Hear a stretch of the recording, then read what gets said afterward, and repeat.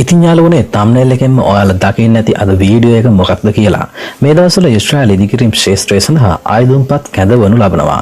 ඉතින් ඔයා තාම ඉදිකිරීම් ක්ෂේත්‍රයට ආයුධම් නොකළ කෙනෙක්ද? එහෙනම් අනිවාර්යෙන් කිසිම තැනක් ස්කිප් නොකර මේ වීඩියෝ එක බලන්න කියලා මතක් කරනවා.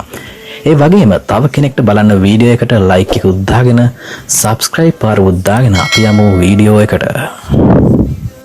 ඉතින් guys මේ වීඩියෝ එක ඔයාලා හොයා ඉදපු වීඩියෝ එකක් වෙන්න ඇති කියලා මම විශ්වාස කරනවා.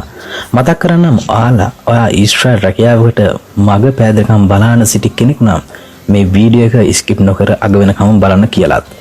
මොකද වීඩියෝ එකේ සෑම තැනක්ම ඔයාට වැදගත් වෙයි. ශ්‍රී ලංකා විදේශ සේවා නියුක්ති කාර්යාංශයේ සභාපති කෝසල මහතා මාධ්‍ය ඉදිරියේ දැක්වූ අදහස් කිහිපයක්ම මේ වීඩියෝ එකේ අන්තර්ගත වන නිසාම වීඩියෝ එක පොඩ්ඩක් දික් වේ කියලාත් මතක් කරනවා. ඔයාලට නිවැරදි කරුණු ඉදිරිපත් කරන්න අවශ්‍ය නිසාම වීඩියෝ එක කොතරම් දිග වුණත් මං අරගෙන ආවා. අපි මුලින්ම යමු කෝසල මහතා මාධ්‍ය හරහා ඉදිරිපත් වුණු කරුණු මොනවාද කියලා විමසලා බලන්න. වීඩියෝ එකට ලයික් එකක් දාන්න යාළුවනේ. මාධ්‍ය අසපු ප්‍රශ්න වලට මෙන්න මේ ආකාරයෙන් තමයි සභාපති කෝසල මහතා පිළිතුරු ලබා දුන්නේ. මේ වන විට ඊශ්‍රායල් රැකියාව සඳහා ආයුධම්පත් කැඳවලා තියෙනවා. මොන අංශ වලටද අවස්ථාව තියෙන්නේ? ඔව්, ඊශ්‍රායල් ඉදිකිරීම් සහ නැවත ඉදිකිරීම් යන අංශ සඳහා තමයි ආයුධම්පත් කැඳවලා තියෙන්නේ. ඒ නිසා ඒකදී අපි බලාපොරොත්තු වෙන්නේ විශාල ඇණවුම් සංඛ්‍යාවක් අපිට ලැබිලා තියෙනවා. ඊශ්‍රායල් ඉදිකිරීම් සහ නැවත ඉදිකිරීම් අංශයට. ඉදිකිරීම් අංශයෙන් සඳහා 4000ක කෝටා එකකුත් නැවත ඉදිකිරීම් සඳහා රැකියා 2000ක පමණ කෝටා එකකුත් ජූනි මාසෙ වන විට සම්පූර්ණ කරගන්න තියෙනවා. කන්ස්ට්‍රක්ෂන් ගත්තොත් ඒකෙත් අංශ තියෙනවද? ඔව්, කන්ස්ට්‍රක්ෂන් වල අංශ 4ක් තියෙනවා. කාම්බි නැවීම, ටයිල්, අපරාධ සහ ෂටරින් බඩු කාර්මික අංශයන් තමයි තියෙන්නේ. නැවත ඉදිකිරීම් අංශයටත් මෙලෙසමයි රැකියා අංශයන් පවතින්නේ. කලින් ආයුධම් කළ අයටත් අවස්ථාවක් තියෙද ඉදිකිරීම් ක්ෂේත්‍රයට ආයුධම් කරන්න. ඔව්, ඇත්තටම ඒ ගැන මම පැහැදිලි කරන්න මෙන්න මේ විදියට. ඔයාලා දන්නවා කලින් වසරවල කෘෂිකර්මාන්තය සඳහා ඉතා විශාල ප්‍රමාණයක් ආයුධම් කරලා තිබුණා. නමුත් ඔවුන්ට ලොකු අසාධාරණයක් වුණා කියලත් උනා ඊශ්‍රායලය සඳහා යාමට නොහැකි වීමෙන්. ඉතින් මම මතක් කරන්නම් ඒ වගේ අය සිටිනම් අනිවාර්යෙන් මේ සඳහා ආයුධම් කරන්න. යම්කිසි ඉදිකිරීම් ක්ෂේත්‍රය තුළ සුදුසුකමක් හැකියාවක් තිබේ නම් ඒ වගේම ඔයාලා වෙබ් එකෙන් අයින් විය යුතුයි. අනිවාර්යෙන් ආයුධම් කරන්න. ඒක කරන්නේ මෙහෙමයි. මුලින්ම ඔයාලා ඉල්ලා අස්වීමේ ලිපිය බාර දිය යුතුයි. තාවකාලික ඉල්ලා අස්වීමේ ලිපිය බාර දිය යුතුයි විදේශ සේවා කාර්යාලයට. ඊට පසුව ප්‍රොසෙස් එක යද්දී අපිට පුළුවන් ඊශ්‍රායල දැනුවත් කරලා ඒ වැඩපිළිවෙල හදලා දෙන්න. කෘෂි අංශයෙන් ඉල්ලුම් නොකර ඍජුවම ඉල්ලුම් කරන අයට මොනවද තිබිය යුතු සුදුසුකම්? මූලිකවම ඉදිකිරීම් ක්ෂේත්‍රයේ සුදුසුකමක් වෙන වඩාත් සුදුසුයි. ඒ නැතත් අපේ රටේ තරුණයෝ කියන්නේ ඉතා සුවිශේෂී අය. නිකමට හිතන්න කම්බි නවන්නම් ගන්නව නම් මොකද්ද කරන්න තිබෙන ජොබ් එක කියලා. කම්බි අවශ්‍ය මිනි ප්‍රමාණ වලට නවන එකනේ. ඉතින් ඒ වගේ අනිත් රැකියා අංශ වලටත් කරන්න තියෙන්නේ ඒ අදාළ අංශ වලට කරන්න අවශ්‍ය ගැළපීමක් පමණයි. මොකවත්ම දන්නේ නැත්නම් පුහුණු කරලා තරණය අපිට බඳවා ගන්නත් පුළුවන්.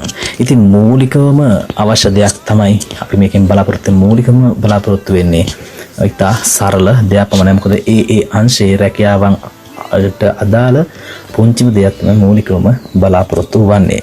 ඒ වගේම මේත් එක්ක මතක් කරන්නම් ඔයාලා දැනුවත් වෙන්න අවශ්‍යයි. ඒ අංශය සඳහා ඒ දැනීම අනිවාර්යෙන් තියෙන්න ඕන. මොකද ඕනම දෙයක දැනීමක් නැත්නම් අපිට මේ ජොබ් එක කරන්න බෑ. දිග්ගුවක් පවතින්නේ නැහැ. නැත්නම් ඊශ්‍රායලය හරහා ගිහිල්ලා නැවත ආපස්සට පැමිණෙන එකයි කරන්න තියෙන. එකෙන් ලොකු අවාසියක් සිදුවීමට පුළුවන්. වයස් සීමාව කොහොමද? අවුරුදු 23 සිට 45 දක්වා අපිට ගන්න පුළුවන්. ඒතර කොපමණ කාල සීමාවක් දක්වා ආයුධම් කැඳවනවද? ඇත්තටම 25 දක්වා පමණයි අපි ආයුධම්පත් කැඳවීමට නියමිතව තිබුණේ. නමුත් අප තීරණය කළා කාල සීමාව දිගු කරන්න හේතුව කෘෂි අංශයේ සිටින ආයුධම් කරුවන්ට යම් කාල සීමාවක් යම් කාලයක් යනවා නිසියාකාරව ඒ ප්‍රොසෙස් එක කරමින් මේකට ආයුධම් කිරීමට මිනිසාවෙන් මැයි මාස 10 වෙනිදා දක්වා දීර්ඝ කිරීමට තමයි අපි අදහස් කරලා තියෙන්නේ. අවසාන වශයෙන් මම දැනගන්න කැමතියි ගෝසල මහත්තයා කවද වගේද මේ ආයුධම් කරන්නන්ගේ ඉතිරි ක්‍රියාවලිය සිදුවන්නේ කවද වගේද මෙම ප්‍රොසෙස් එක ක්‍රියාවලිය සිදුවන්නේ කියලා. ඔව් ඇත්තටම මැයි මාස 12 වන දින සිට තමයි අප මූලික පරීක්ෂණ පවත්වන්න යොදාගෙන තියෙන්නේ. ජූනි මාසයේ වන විට කණ්ඩායමක් අපි තෝරා ගන්නත් ඕනි නිසාවෙන්. තෝරාගත්තු කණ්ඩායමට සති 3ක පුහුණු කාලයක් අපි දෙන්නත් ඕනේ. ඒ නිසා පුළුවන් තරම් ඉක්මනට ආයුධම් කරන්න කියලා තමයි අපි ඉල්ලා සිටින්නේ. ඉතින් guys ඔන්න ඔය විදියට තමයි මාධ්‍යහමයේ කෝසල මහතා මාධ්‍යසු ප්‍රශ්නයන්ට පිළිතුරු සැපුවේ. ඉතින් තවත් මීට අමතරව යම් කිසි දේවල් ටිකක් කරුණු දැක්වුවා. නමුත් අත්‍යවශ්‍යම කරුණු ටික තමයි මම ඔයාලට අරන් ආවේ. මොකද වීඩියෝ එක අත දික් වෙන නිසාවෙන්. ඉතින් ඔයාලට පැහැදිලි ඇති මොකද්ද මෙන්න මේ ඊශ්‍රායලයේ ප්‍රොසෙස් එක කියලා. ඉතින් අපි දැන් යමු කොහොමද මෙන්න මේ රැකියාව සඳහා ආයුධම්පත නිවැරදිව පුරවන්නේ කියලා. මොකද මෙන්න මෙතන වැරදුනොත් ඔයාලට මුළු ඊශ්‍රායල සිහිනෙම හීනයක් පමණක් වන නිසා අනිවාර්යෙන් මෙතෙන් සිට ඔයාලා වීඩියෝ එක කිසිම තැනක් ස්කිප් කරන්න එපා. අපහැදිලි තැනක් තියෙනවා නම් අනිවාර්යෙන් කමෙන්ට් එකක් දාන්න. නමුත් මම හිතනවා මේ වීඩියෝ එක බැලීමෙන් ඔයාලට කිසිම තැනක් අපහැදිලි තැනක් නැති ඇති වෙන එකක් නැහැ කියලා. මොකද ඒ තරම් පැහැදිලිවම මම ඔයාලට කියලා දෙන්නම් කොහොමද ඊශ්‍රායලයේ මෙන්න මේ රැකියාව සඳහා ආයුධම්පත පුරවන ආකාරය කියලා.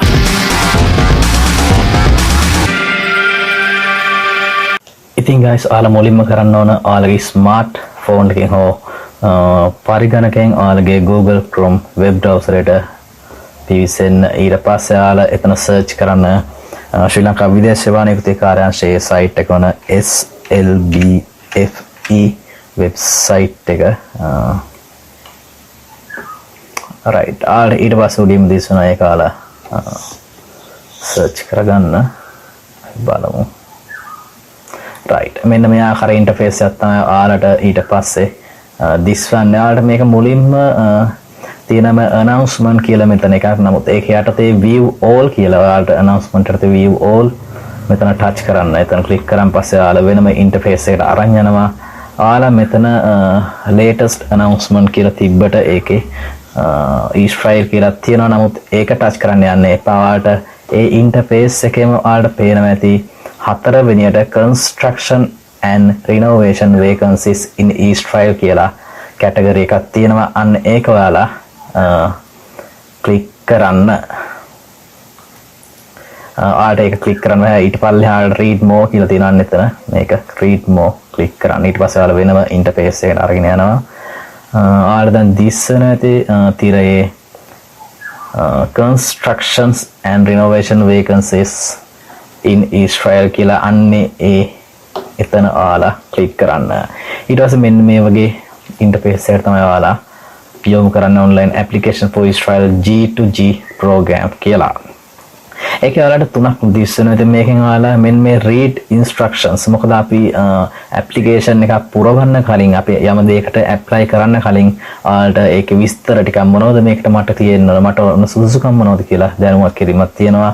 මීට කලින් මම ඔයාලා යම්කිසි දැනුවත් කිරීමක් කරා. නමුත් ඔයාලා මේකත් හොඳට කියවන්න. මෙතන read instructions යටතේ උපදේශ පත්‍රිකාව ක්ලික් කරලා ඒක බලමු. එතන තියෙන ඔයාලට construction sector සහ renovation sector කියලා මම ඊට කලින් ආඩ් කියලා දෙන්නම්. construction ඉදිකිරීම ශාස්ත්‍රයේ රැකියාවන් සහ renovation කියන්නේ ප්‍රතිසංස්කරණය කිව්වොත් නැවත ඉදිකිරීම කියලා කිව්වොත් නිවැරදි. ඒ දෙකටම ඔයාලට apply කරන්න පුළුවන්. අපි බලමු construction එකේ මෙතන සිංහල කියන එක ක්ලික් කරන්න. ඊට පස්සේ මෙන්න ඔයාලට දිස් වෙනවා තිරයේ ඔයාලට මොනවද මෙන්න මේකේ තියෙන විස්තර කියලා. අපි බලමු එකින් එක පොඩි දැනුවත් කිරීමක් කාල වේලාව ගියොත් තමයි ඔයාලට මේකට හරියට ඇප්ලයි කරන්න ඕන හින්දා තමයි මම මේක කියා දෙන්නේ. ඉදිකිරීම ශාස්ත්‍රීය රැකියාව සඳහා ඉල්ලුම් කිරීම රැකියා කාණ්ඩ දක්වලා තියෙනවා. කම්බි නවන්නම්, ටයිල් මේසන්වරු, කපරාරු මේසන්වරු සහ ෂටරින් වඩු කාර්මිකයන් කියලා. එතකොට ඔයාලට මූලික සුදුසුකම් මොනවද මෙන්න මේකට සුදුසුකම් වන්නේ වයස අවුරුදු 25ත් 45ත් අතර විය යුතුයි. තෝරා ගන්න රැකියා කාණ්ඩයට අදාළව මනා දක්ෂතාවයක් සහ පළපුරුද්දක් තිබිය යුතුය. එතකොට ඔයාලට එක්ස්පීරියන්ස් එකත් මේකට අනිවාර්යෙන් ඉල්ලනවා. වළංගු ගමන් පත්‍රයක් සහිත ශ්‍රී ලංකා පුරවැසියෙකු විය යුතු පාස්පෝර්ට් එක අනිවාර්යෙන් වෙන්න ඕන. ශ්‍රී ලාංකික පුරවැසියෙක් වෙන්නත් ඕන. ආයුධම් කරුමීට ඉහතදී ඊශ්‍රායල් රටේ සේවය කර නොමැති විය යුතුය. එතකොට මෙන්න මේකට ඇප්ලයි කරනවා යාලා කිසිවෙකු ඊශ්‍රායල් රටේ සේවය කරලා තියෙන්න බෑ. මෙතන වාහන ඇතුළේ තියෙන දෙමව්පියන් බිරිඳ හෝ දරුවන් ඊශ්‍රායලයේ සේවය කිරීම හෝ එහි පදිංචි පුරවැසියන් නොවීම. ඉතින් ආලේ පෞරකරුවෝ එහි සේවය කරන්න බෑ කියලා තමයි මොවුන් දක්වලා තියෙන්නේ. ඊශ්‍රායලය තුළ පවතින දේශගුණික හා කාලගුණික තත්ත්වයන් අනුව සේවය කිරීමට සුදුසු මනා කායික සහ මානසික තත්ත්වයකින් යුක්ත වේ. ඔයාලකට කිසිම ලෙඩක් තියෙන බෑ. මොකද ඔයාලා යන්නේ වෙනත් රටකට එහි නිකන් ඉන්න නෙවෙයි යන්නේ. ඔයාලා එහි තියෙන දේශගුණික කාලගුණික තත්ත්වයන් වලට සෙට් වෙලා අනිවාර්යෙන් ඔයාලගේ ජොබ් එක කරන්න යන්නේ. ඉතින් එහෙනම් ලෙඩ තියෙන කට්ටියන්ට මෙම රැකියාව සුදුසු නැහැ. නිදන්ගත රෝග සහ සමාජ රෝග වලින් තොර පුද්ගලයෙකු විය යුතුය. ඒකත් කලින් කිව්ව කාරණේට අදාළයි. චෝදනා වලින් තොර පිරිසිදු පොලිස් නිෂ්කාශන වාර්තාව තිබිය යුතුය. ඒතර පොලිස් වාර්තාව අනිවාර්යෙන් තියෙන්න ඕන. වසර 10ක පාසල් අධ්‍යාපනය සම්පූර්ණ කර තිබිය යුතුය. අඩුම ගානේ 10 වසරටවත් අධ්‍යාපනය ලැබලා තියෙන්න ඕන. ඒක තමයි මේකෙන් කියවෙන්නේ. ඊට පස්සේ මූලික මට්ටමේ ඉංග්‍රීසි දැනුමකින් යුක්ත විය යුතුය. පොඩි ඉංග්‍රීසි දැනුමක්. මොකද ඔයාලට ඔවුන් යටතේ ඔවුන් ඉදිරියේ පොඩි ටෙස්ට් ඉන්ටර්විව් එකක් තියෙනවා. ඔයාගේ ගැන කියනවත් ඔයාලට දැනුමක් තියෙන්න ඕන. ඉහත රැකියා කාණ්ඩයන්ගෙන් ඉදිකිරීම් ශාස්ත්‍රයේ මීට පෙර අවස්ථාවන්හිදී අවශ්‍ය කුසලතා පරීක්ෂණයකට සහභාගී වී ඉන් අසමත් වූ පුද්ගලයන් නැවත අයදුම් කිරීම සඳහා සුදුසුකම් නොලබයි. මෙන්න මේ කාරණේ මම පොඩ්ඩක් පැහැදිලි කරන්නම්. සමාවෙන්න.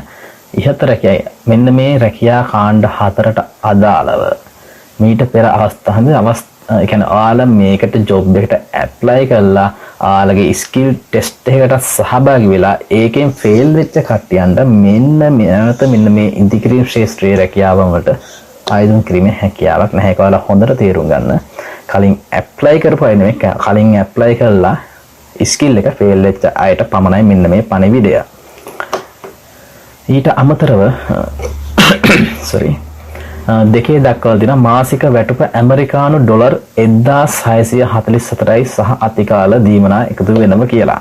මෙන්න මේක වැදගත් කාරණයක් පොයින්ට් එකක් මොකද ඔයාලට අනිවාර්යයෙන් ඔයාලා යන රටේ ඔයාලට හම්බෙන්නේ කොච්චර ගාණක්ද කියලා.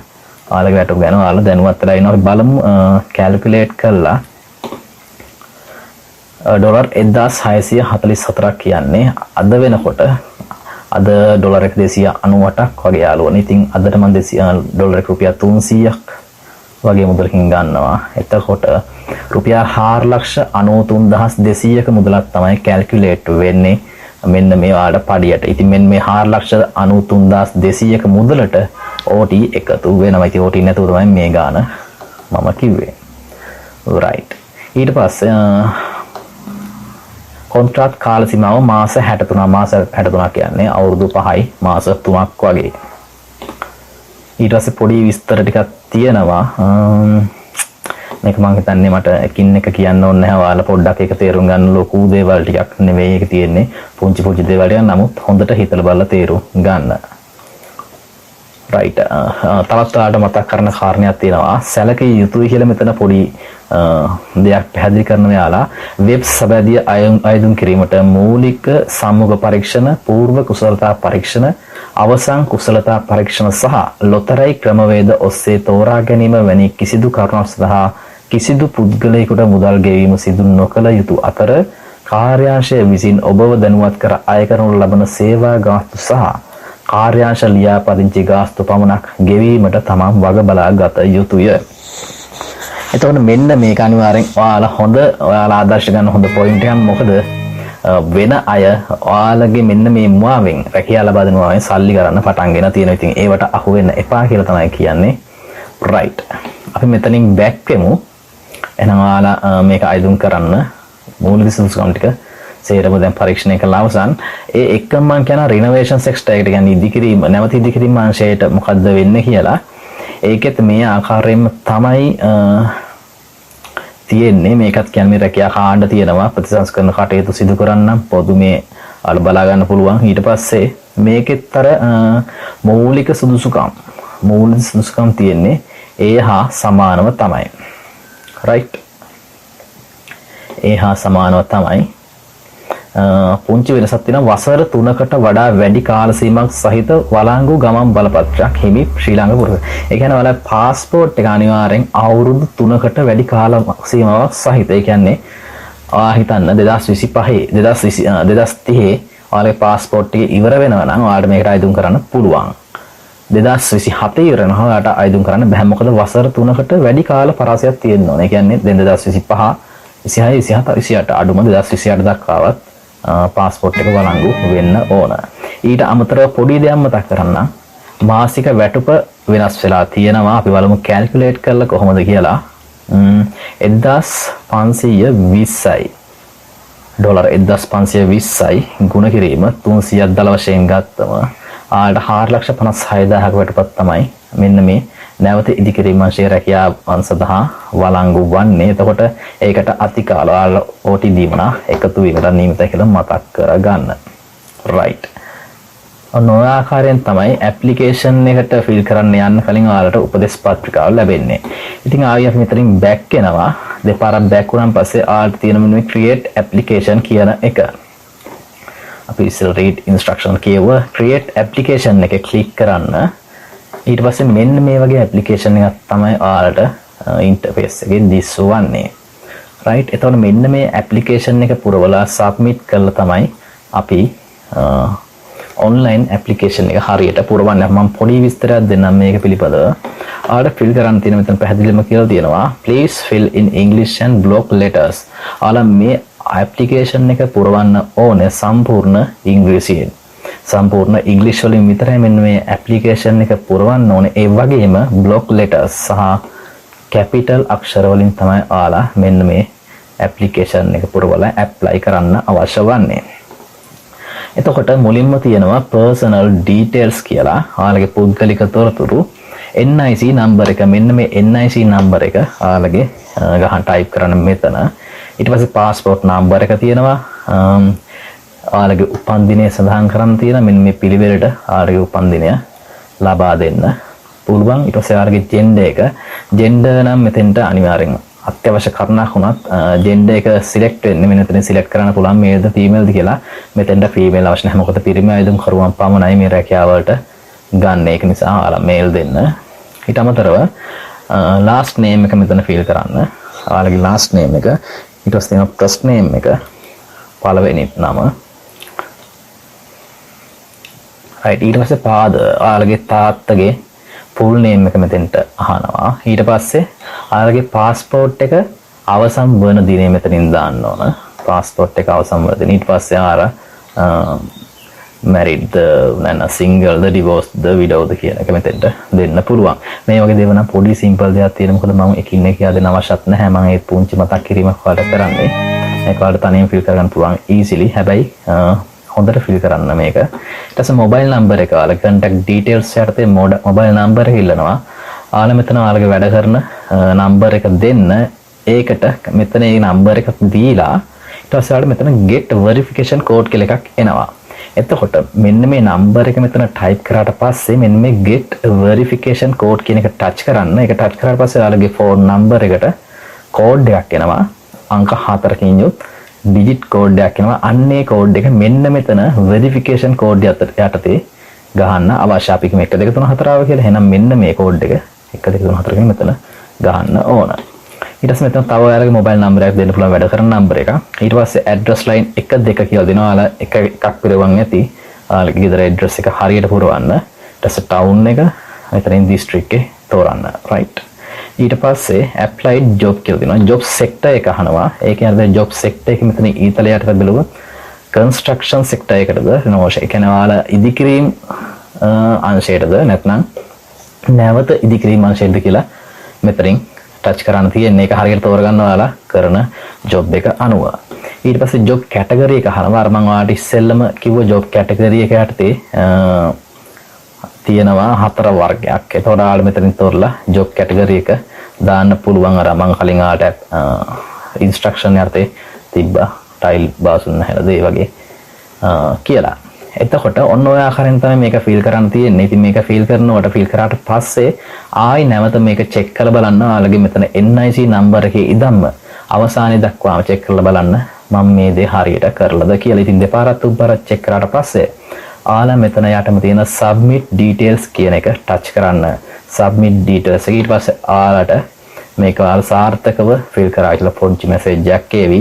ඉතින් ඔන්න ඕක තමයි අද වීඩියෝ එකෙන් ගෙනාවේ. ඔයාලා ඉක්මන් කරන්න මේ 10ට පෙර මේක අයදුම් කරන්න. මේ 10 වෙනකන් ඉන්න එපා කල්තියේ කියලා බල අදම මේක ෆිල් කරන්න කියලාත් කිල්ලනවා. ඉතින් වීඩියෝ එක පැහැදිලි වෙන්නේ නැති කියලා ආලා හැමෝටම මම හිතනවා ඔයාලා වීඩියෝ එක මේක හරියාකාරව පැහැදිලි වෙන්නේ නැති කියලා. ඉතින් ආට ප්‍රශ්නයක් වුණොත් අනිවාර්යෙන් කමෙන්ට් බොක්ස් එකේ කමෙන්ට් කරන්න. ඒ වගේම මේක තව කෙනෙකුට බලන්නත් ලයික් කරන්න, ෂෙයා කරන්න. ඒ වගේම මගේ channel එකට එකතු වෙච්ච නොවිච්ච කෙනා අනිවාර්යෙන් channel එක subscribe කරන්න කියලාත් මතක් කරන ගමන් අපි එක්කම රැඳිලා ඉන්න අලුත් වීඩියෝ එකකින් හම්බෙමු. ජය වේවා හැමෝටම.